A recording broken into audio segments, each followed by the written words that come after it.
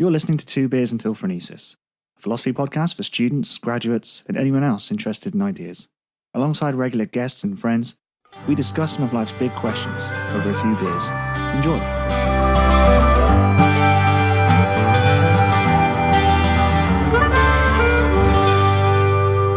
Okay, welcome to another episode of Two Beers Until Phronesis. We're going to be talking about drone strikes and all kinds of crazy shit today. So you guys recently just did an essay on Levinas and Levinas and drone strikes, and then Gator and genetic engineering. Should we start by giving some context about who Emmanuel Levinas is, why his ideas about ethics are important, and then we'll get onto shit like drone strikes. So Emmanuel Levinas is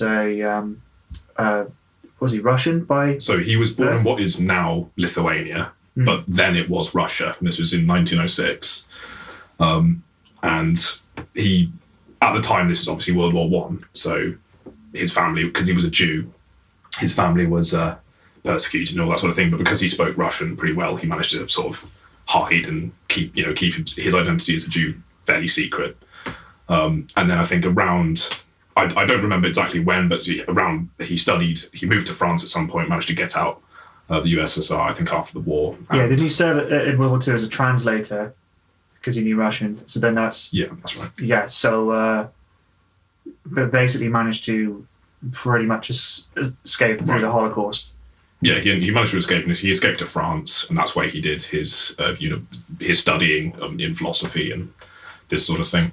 Yeah, and his wife was spared because she worked in a convent, I think. Whose essay was it? Was it yours? Do you want background? Yeah, go on, Levinas. Even though he escaped, that doesn't mean that he didn't see shit. So he saw a lot. Prisoner of war, wasn't he? Yeah. Even though he managed to survive World War II, World War I, whatever, he still saw, for everyone in that territory, people who are moving in and out of Russia and Germany, whatever, that it would be pretty much impossible not to see horrible, horrendous things. So I think that is kind of the impetus for his philosophy and his ethics after that. Yeah, definitely. I think the whole continental and existential traditions are basically trying to make sense of World War II, the Holocaust, and a lot of that nasty shit, basically. I think it kind of arises from that.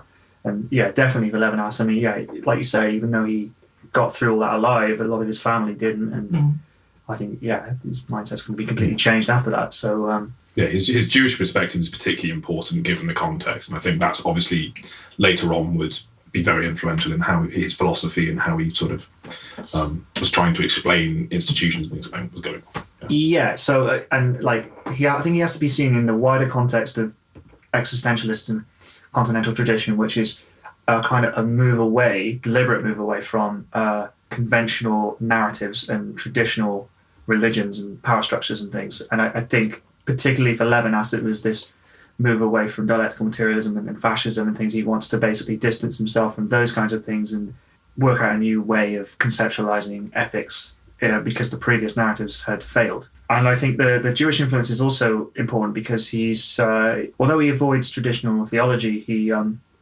looked into the Talmud and Talmudic verses and things and how to kind of grapple with a lot of the Jewish ideas, even though he's basically an atheist. The Jewish element from a kind of cultural perspective is kind of important. But then he does talk about God as well. So you're probably best to talk about his view of ethics.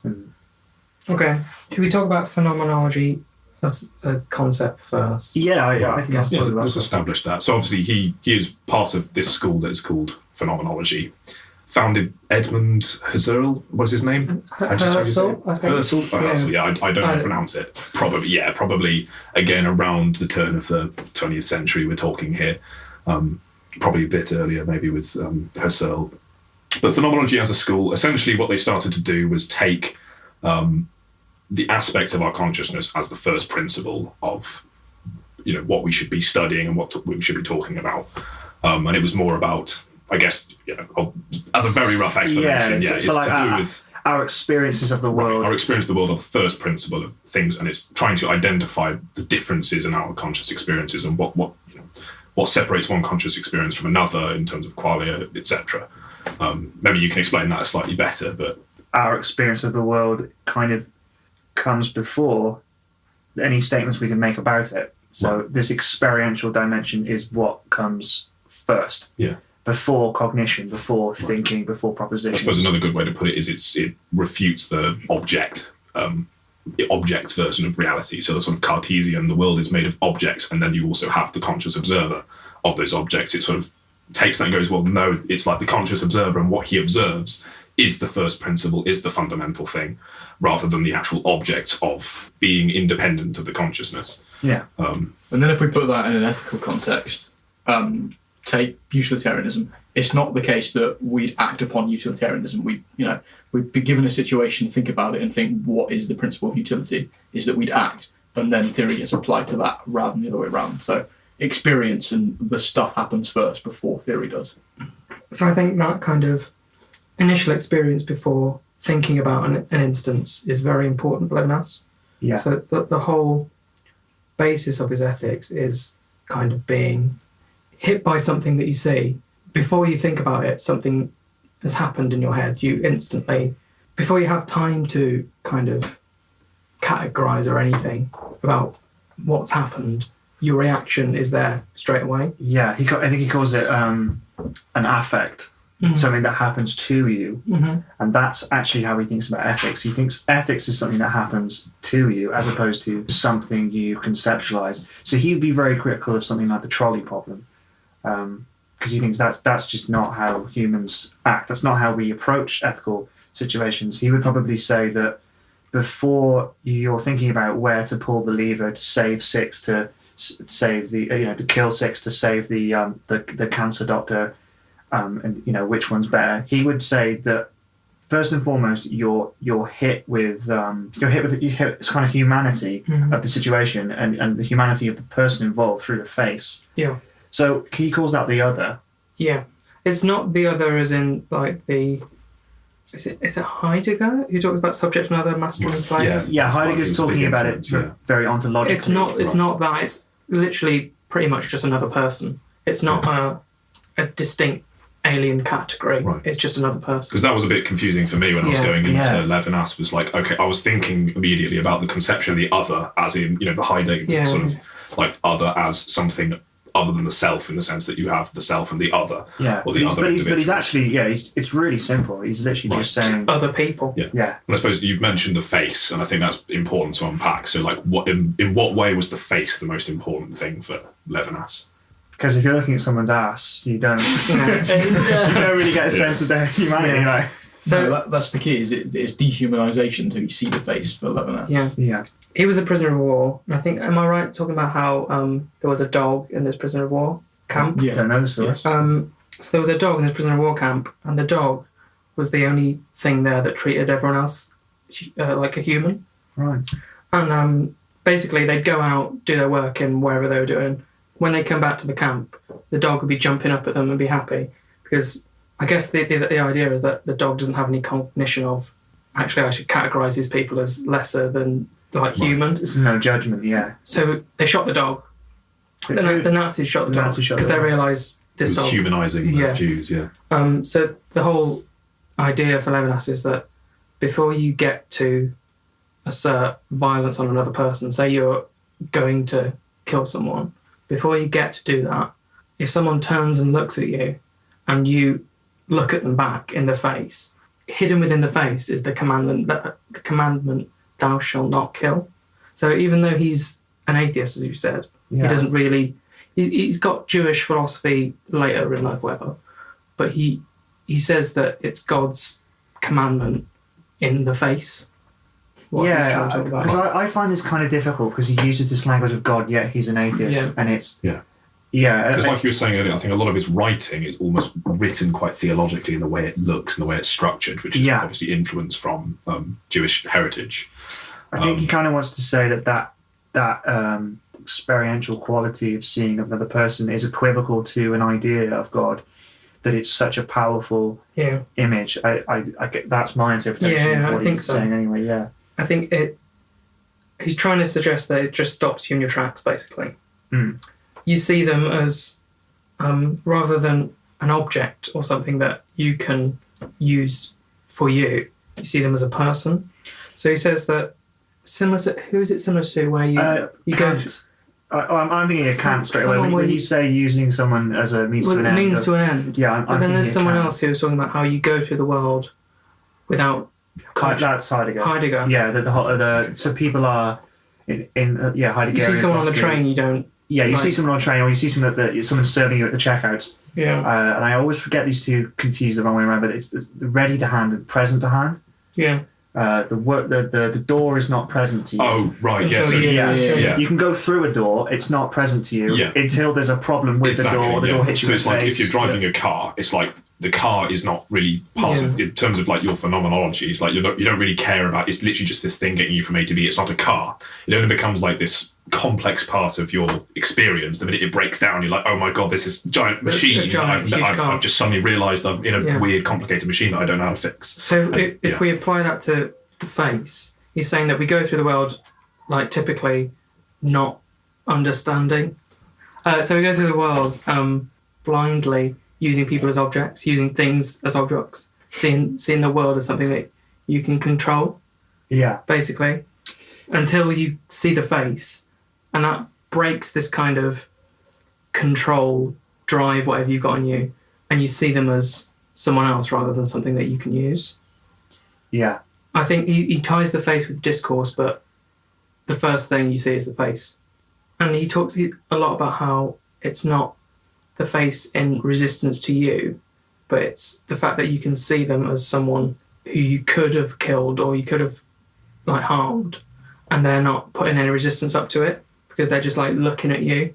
I know he uses the language of guilt Yeah. a lot. He thinks that ethics should be conceptualized around shame, shame in relevance to the revelation of the face and the human, like our demand, like straight away that when someone looks at you, when you kind of look at someone in the eyes, it immediately I think that it puts a command on you. It's a plea for help. Yeah, it's a command. He says it makes a demand for you to treat them ethically. Mm.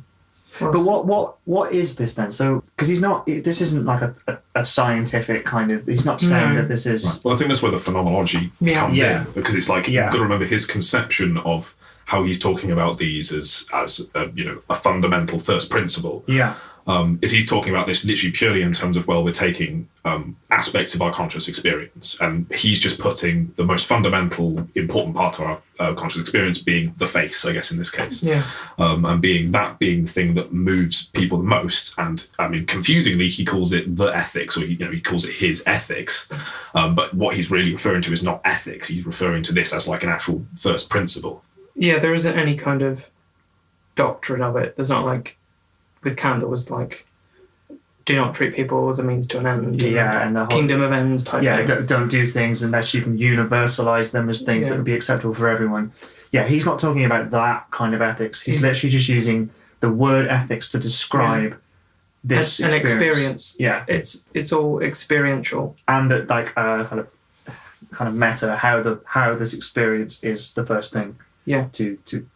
In terms of our relation to everything. He says instantly when you see the face, he puts it as kind of a burden, but he says you've got a responsibility for this person. That there's a place of responsibility upon you.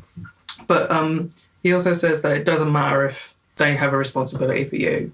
It's not like it's not a reciprocal relationship. Yeah. He says that if it were a reciprocal relationship, it wouldn't be ethics, because ethics isn't something you should try and get something out of. He says that ethics isn't a bargain. Yeah, he says it's not a power dynamic, but then he says it's not reciprocal. Yeah, I just find some of these concepts a little bit odd. Like, in some sense it's quite simple, but then in some sense it's like, I don't know. It's where it starts to border on an ontology, where it gets a bit confusing, or at least... And what's more confusing is that he thinks traditional metaphysics is ontology, and he's critical of that because, obviously, traditional metaphysics, so the substance of stuff, when we're talking sort of in Greek terms or we're talking in Christian terms, traditionally, that always comes with a language of judgment.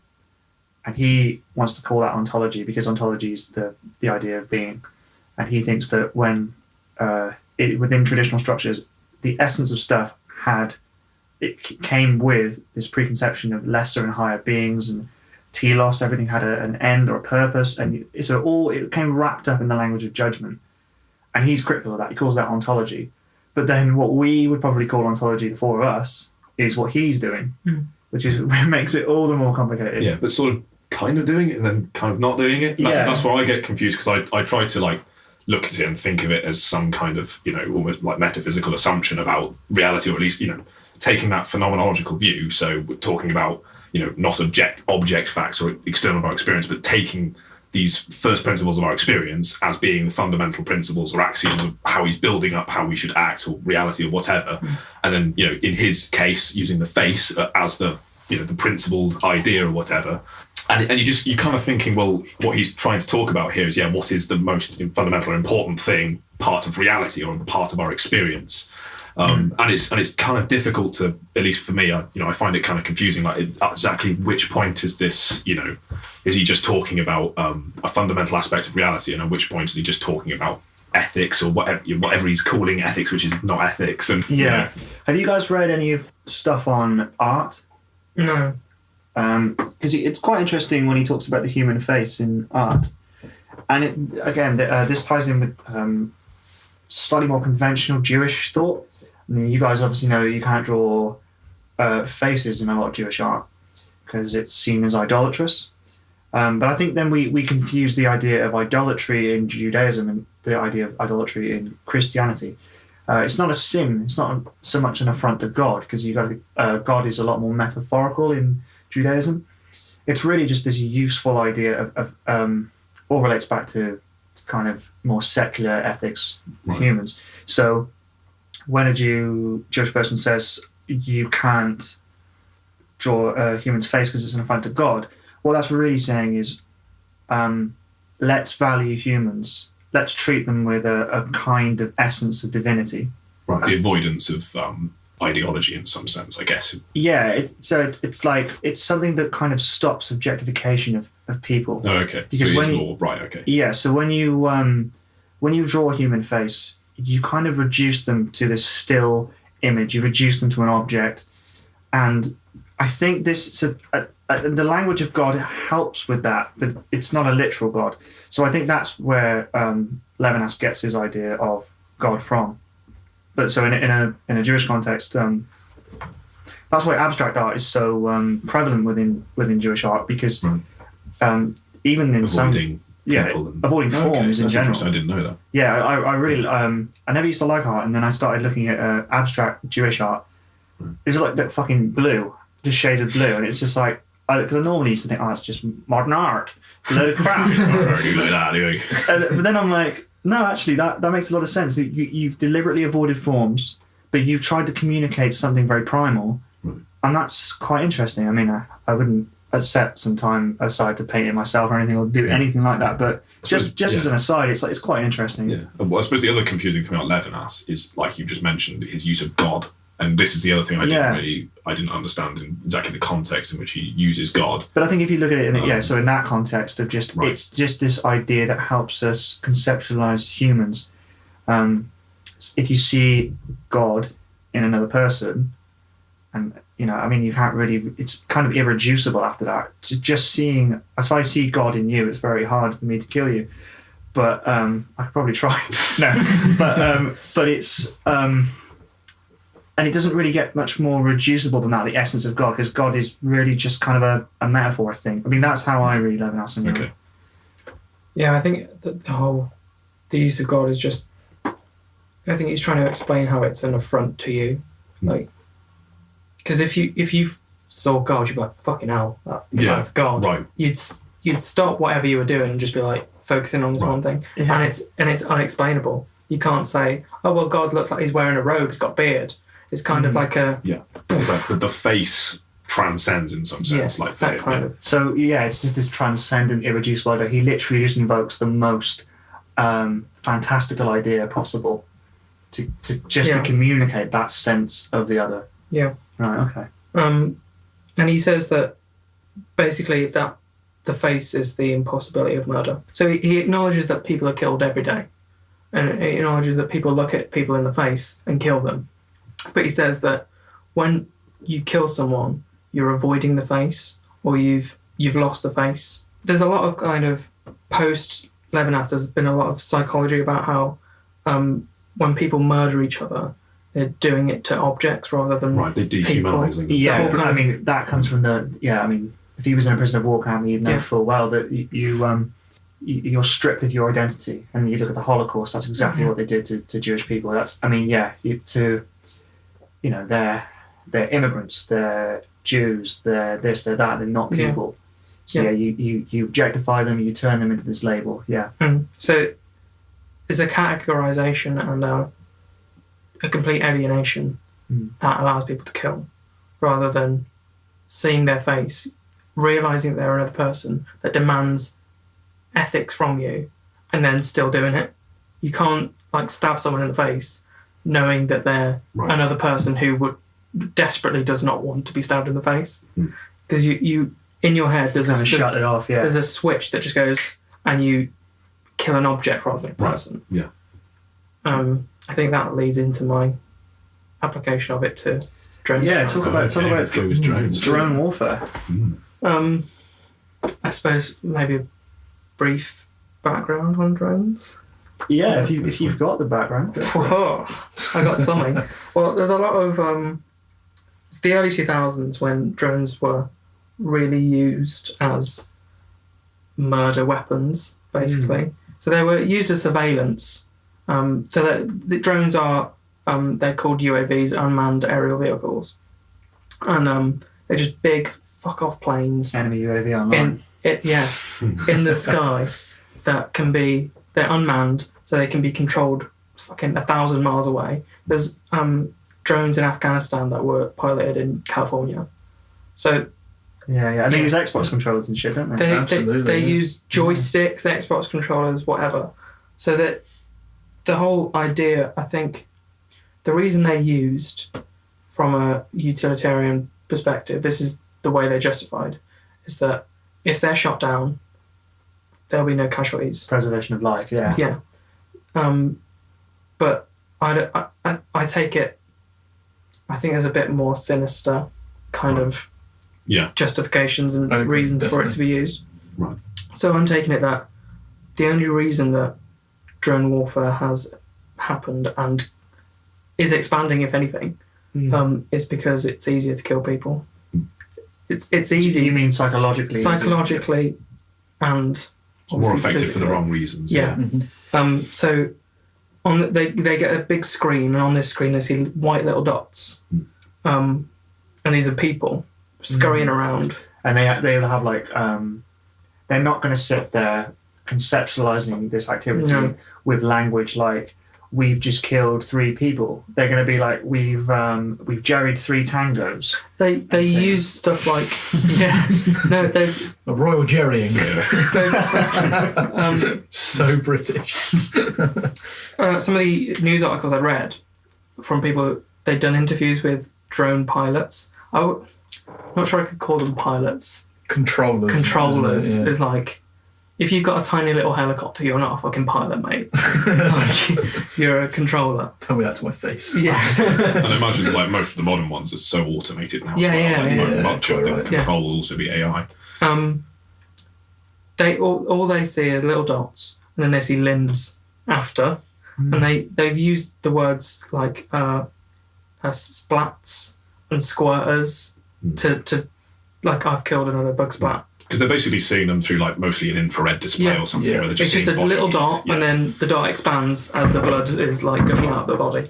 They're essentially playing a video game with real life consequences. And it's completely intentional for the US government, and the British government are doing it as well, like obviously, for them to make it a non-reality. To dehumanise the Absolutely, people. Right. And it's like, and the reason why I guess this ties into Levinas is because we're going back to the idea of the face, because there is no face on that infrared display. So if we're talking about conventional warfare up until drones, there was always an opportunity for you to see someone in the face and stop.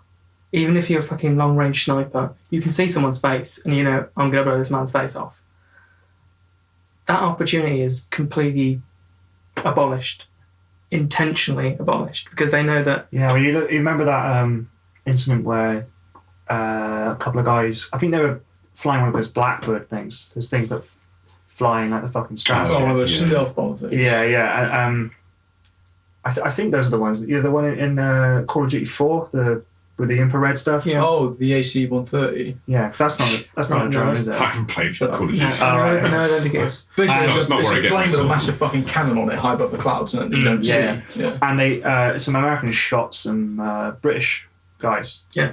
And you hear them talking about it first. They're like, shit, they got orange on the top. And they're like, yeah, I think so. Oh, fuck it, fire anyway. Then they realise what they've done afterwards, and it's like, oh shit, it was just all too easy for you to do that. Why didn't you? Yeah. Why didn't you wait? Like, and it just makes warfare just that much easier. Yeah. I guess. So if we're talking about ethics, there's 2 levels of like the unethical side of it. You're killing someone, that's obviously unethical. Yeah. I would say that. Okay. Yeah. Killing someone is not a great thing to do. Yes. Yeah. But I also think most. There's a lot of levels of. Sure, but I think most soldiers would agree. I think they do something unethical, and they have to sort of live the unideal to achieve the ideal, and that's their sacrifice. That's what makes them so virtuous, and it's being informed of that. You know, I think there's it's. I mean, I don't want to come across as saying like militaries are entirely just intrinsically just awful and completely unethical. I think the problem is war ethics is an entirely different Exactly. That's realm. That's the problem. So there's killing people, not bad, not a good thing to do. Yeah, not ideal. Generally not great. You're saying not bad. Not bad. But then there's right. the other level of killing not people. So first they're reducing them to not people, and then they're killing them. I'm almost reminded of when the English brought, the world kind of got their hands on crossbows, and the British resisted it because they thought it was unsportsmanly. Because Didn't have a chance. they kept with the longbow, even though it was because they had a kind of a weird sense of fair play, Yeah. and this idea of a peasant kind of shooting a king on horseback just didn't seem right. It's not cricket. And it's I don't know, it just kind of it ties in with these ideas of like a soldier doesn't shoot people in the back, a soldier doesn't do this, a soldier doesn't do that. No. And it's like, this almost seems to like fly in the face of those ideas of honour in warfare. Yeah. Almost. I don't know. In one sense it is more surgical. It does have like this benefit of being accurate, and like you said, a lot of it is automated, a lot of it is more precise. This is where it gets weird though. Less room for error, yeah. The civilian casualties of drone warfare. Have you heard about the civilian casualties? They're fucking massive. Yeah. So they're not shooting bullets, they're shooting bombs basically. Right. And a lot of the time it's not just in the desert, it's not in a fucking cave, it's in civilian. I think the example I gave you is like you get hospital. something like that, where you get a Taliban officer or something who's at a wedding, and they just blow the whole fucking wedding. They'll kill everyone at the wedding.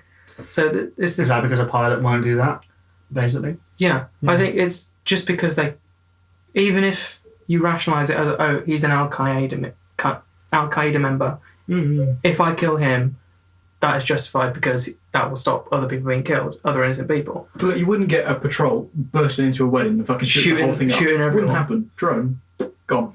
And then they can just go home and like hug their kids and not think, I've killed someone today. You know what I mean? I would say in a Western context, I would say this is definitely, it certainly makes it much easier to dehumanise for a lot of soldiers. But I think the problem is the examples of dehumanisation in war. I've go back a long, long way before. Obviously, like you said, drones can be in some sense a bit of a paradigm shift, making it sort of mass operable dehumanisation in a sense. But if you look at, there was when Belarus was invaded, for example, this was not that long ago. Like soldiers literally would burst into school and shoot all the children. It's like that's a level of dehumanisation going on where they're still probably able to see the faces, and like tanks would just shoot. So it's like they didn't need drones to like commit all these absolute atrocities, because again it's like the way of that they were dehumanizing was slightly different. And again, World War II with the Jews and everything, the way they're dehumanizing. Yeah, I think with the World War II stuff, that required an intense level of socialization and a huge political movement. It required the control of information within the ideology. state. Yeah. I think you're right, but even beyond World War II, you get just for the Vietnam War, you get the Americans invading Vietnam. The enemy was Charlie. Yeah. They didn't talk about it as individual humans. The enemy was Charlie. Yeah. And they used these They were nicknames taught to for be it. racist. Yeah, pretty they much, use yeah. words like gook and all of this is dehumanising all the time. So it's a training process, and that's what essentially the military does, is train people to dehumanise the enemy. in one sense, it's kind of a comforting thought in one sense to think that it takes quite a lot to make people kill people. In some sense, it's like, well, people won't kill people, at least without massive psychological problems, unless you go to all these efforts. Right. Many examples in many wars. If you look at statistics of how many people just refuse to shoot anyone, as in like they would probably be, I'm a soldier, I'm going to just do my job, whatever. Then they go there and then they would be in a combat situation. I know there's loads of accounts during the Napoleonic era as well of this happening, where they would get to the point where their gun is like at the barrel thing, and there'd just be loads of smoke and noise, and they would just shoot sort of randomly to look like they're going to shoot these people, but deep inside they're just like some kid from a farm or something. And at the end of the day, it's very difficult for most people to do that. But I think this is a kind of unavoidable alienation, and it's a kind of a systematic, completely intentioned alienation. Like from the very start of it, I think there is also kind of, an American won't get killed because they're not there. But also, I think that's war in a nutshell, really. It's very civilian casualties is another thing, but like I do think like you kind of have to just take that with a pinch of salt. Like wars exist to kill people. Yeah. The justification is quite utilitarian as well. If you think, well, we've killed this Afghani officer because he's killed this many Navy SEAls. Yeah. You add the numbers up, and it's just weird to add numbers. And also about ending the conflict earlier, which could potentially present. Again, it's all this. You're right. War is a different kind of ethics, and it's a non-ideal situation. But I totally get the kind of really topical use of Levinas. I think that's a really good way to apply Levinas to something that actually really fucking matters. Kind of one more thing I put in my essay. It was kind of just more of a question than a judgment of my own, but it was the civilian responses to drone strikes and innocents being killed by drone strikes. Mm-hmm. So I tie this in with good old Judith Butler. Who's Judith Butler? You not heard of Judith Butler? Have heard of them, but the audience haven't. Okay. Judith Butler, Canadian, still alive, lesbian. That's all you need to know. Okay, that is all I need to know. She did a lot of stuff about gender, but then she kind of did it. She kind of was like, tick. So she, throughout the 90s, she was just like constantly publishing like shit tons of seminal gender theory. Right. And then she was like, done that. Now I'm going to talk about war. Right. So she's got, I forgot the name of the book, but it's very Levinasian, which is a word. Levinisian. I see. Well, yeah, sure. It's about how us as a Western society, unless we see the faces of dead people, we just don't give a shit. A recent example is of Alan Kurdi. Do you remember this small boy on the beach? I was just going to use that. That's the first one that comes to mind. Yeah. So, was he dead in the picture? I never actually saw the picture. He drowned and washed up on a I never saw the beach. You want to see the photo. I mean, you don't want to see the photo, but you want to see the photo. Yeah. Well, I'm reminded as well of the. I'm not necessarily convinced you can see dead people. I think you definitely need to see struggle. Because I remember the African kid with the vultures. Yeah. Kind of circling around. Yeah.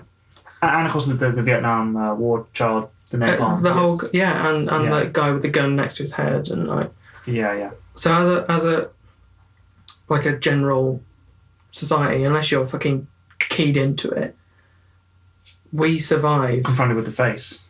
Yeah. Or the without being confronted by the face. Yeah. So this boy face down in the water was like published all over the newspapers. That is fucking hard. And it was a catalyst for people Yeah. suddenly deciding they care about, Yeah, sort of before existential that- issues. Before that, you heard about the numbers of people who were leaving Syria and the number of people who have died trying to leave Syria. Numbers are numbers, aren't they? Yeah. Yeah. Well, I never Numbers aren't really people. understood these people who were critical, going, "Oh, now they've seen a photo, now they can." It's like, well, yeah, I think it is very, very easy to forget, and all too easy to forget that people are human. I think we need. Yeah, I think Judith Butler's right. I think we need to be reminded of the human face, the human reality. Yeah, that was just kind of a brief Yeah. kind of. If you want another example of Levinas and the face, this kind of, confrontation of humanity that you wouldn't normally get does affect how people treat others ethically.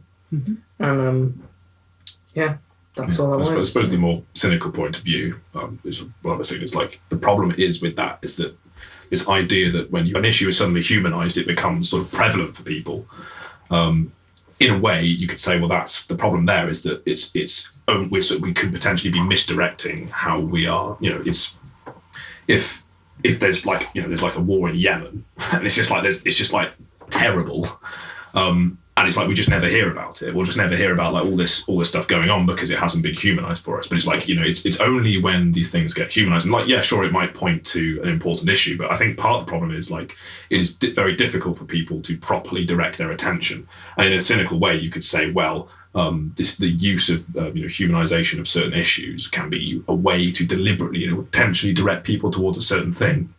And in some cases it can even be used to direct people wrongly, or like used as propaganda, used as like or an unbalanced perspective of a certain issue, or whatever it is. I think there's this sort of second side to it in which like the humanization of an issue is important for getting people aware of it, but I think it can also be misused. It can also be a problem with how we're going to direct our attention to certain things and not to others, and that's partly why I think people are a bit more cynical about these things in some contexts. It's like it's as much as it is a good thing to humanize, it's also a dangerous tool to think about as well, in the sense that like in sense of misdirection, and also like should we not be trying better to understand the numbers and understand the issues and understand other things without having to be force-fed certain protocols. But obviously that's the question, isn't it?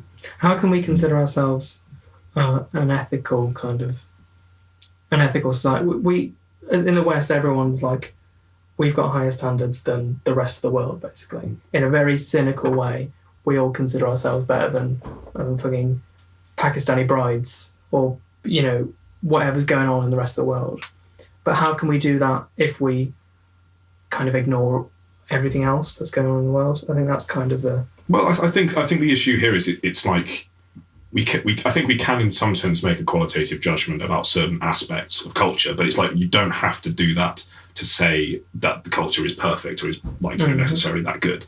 It's like I would say that obviously there are certain cultures and whatever that I would say are far more primitive. You say like medieval European culture, I would say is a far inferior culture to modern Western culture, ethically, morally, for many different reasons. But it's like, but in saying that, I'm not making the judgment that Western culture as is like anywhere near perfect, or it's I'm sure in 100 years we're going to look back and go, well, these absolute barbarians were doing this, that, and the other.